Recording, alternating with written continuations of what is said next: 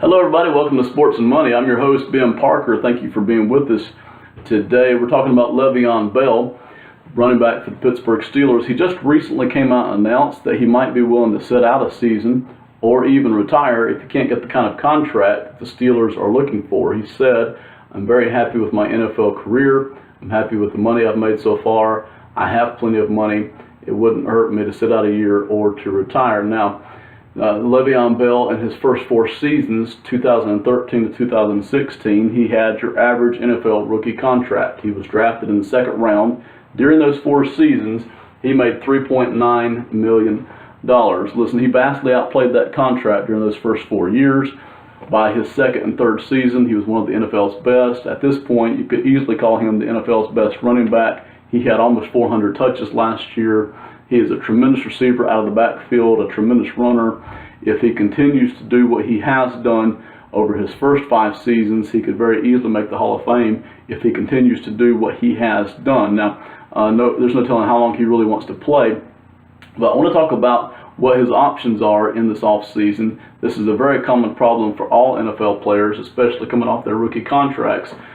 The Steelers franchised him last year, so in 2017, he made $12.1 million. That's a tremendous amount of money for one season, especially for a running back. But had he been injured at any point during this past season, he would not have been able to sign a huge contract heading into this offseason with the Steelers or possibly with any other team, depending on how seriously injured he was. So he and all NFL players, they know how dangerous a game this is, and they want every bit of guaranteed money that they can get. So a 1-year deal just isn't going to cut it for Bell this time. And really, this is a smart play for him and his agent, name of Adisa Bakari, very successful agent, and that's Bell's agent. And they come up with this idea to at least put it out there that Bell has enough money, that he's content with his NFL career, that he might be willing to sit out a year, or he might even be willing to walk away from football altogether. Now, this might have been unheard of 5, 6, 7 years ago, but we've continued to see players walk away even during their rookie contracts before they've made any kind of real money in the game,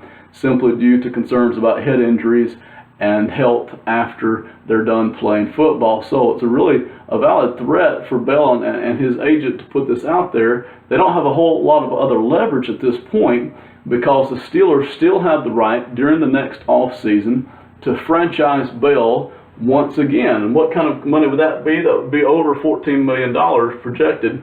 We don't know that exact number yet. The NFL hasn't put out those numbers yet for the next season, but safe to say it would be over $14 million. Again, a tremendous amount of money for one season for a running back, but there's no guaranteed money beyond that. He still runs the risk of injury after that, and that guaranteed money just isn't there. So how much money could Le'Veon Bell be getting if he signs a big contract?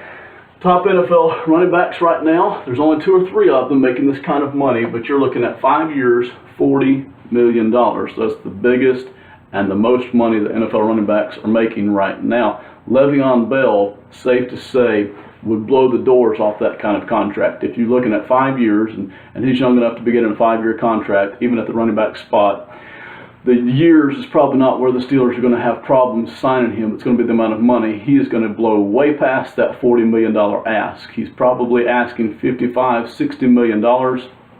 And there are teams out there who would give it to him.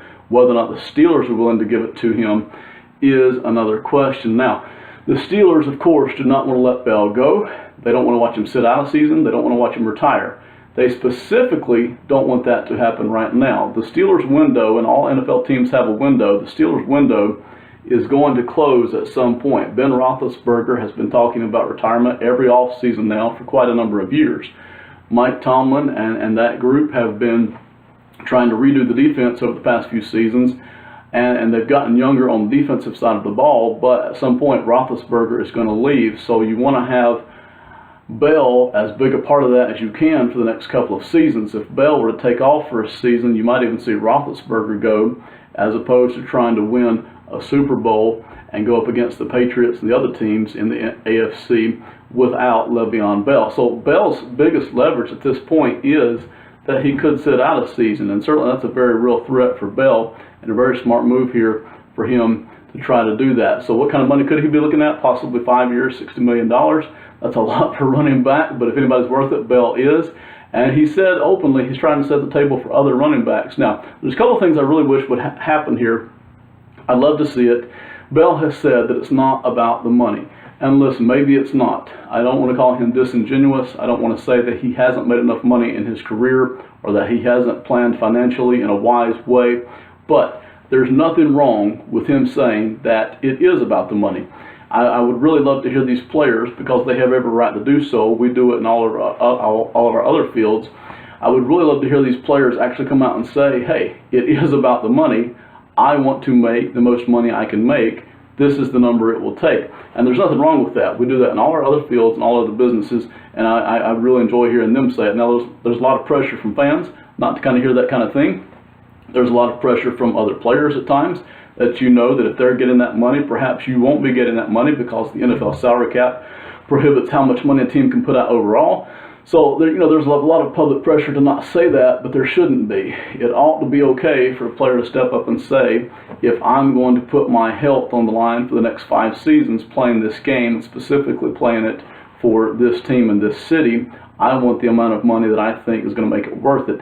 And Le'Veon Bell would have every right to say that. So if he were to feel that way or to come out and say that, I would really enjoy that. I would love to hear more players actually say that hey, it's about the money. I want to play for more money, and I want to make as much money as I possibly can. The other thing I would love to see possibly at some point, a lot of players across all major league sports cannot do this. They make a ton of money, but a lot of them do not save it. To miss one season would really hurt them financially, because they just haven't put enough back. Now, I don't know if Bell has put enough back to where he could legitimately miss a season and not be hurt financially or not, but I would love to see some of these agents and their companies who have a tremendous amount of revenue flowing through perhaps do a 50-50 split with some of these players and try to finance an actual one-year hold-off. You might say, well, Le'Veon Bell doesn't want to sit out a year, and he doesn't, but it would not hurt him to do that over the next couple of seasons. It would not hurt him all to be able to do that. So we'll take a look at it. None of this really means anything until the first week of September, when Le'Veon Bell and his crew really start to play football, and the Steelers start to roll back around with the regular season again. We'll find out what happens as the off season rolls on. Thank you so much for watching. This is Sports and Money.